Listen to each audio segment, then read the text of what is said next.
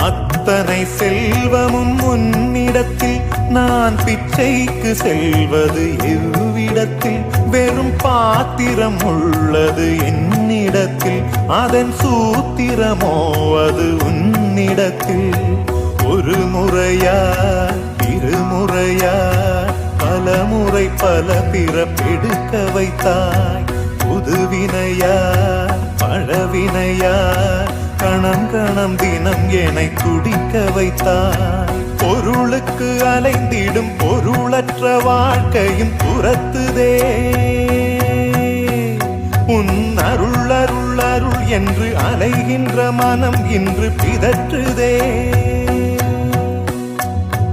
அருள் விழியால் நோக்குவாய்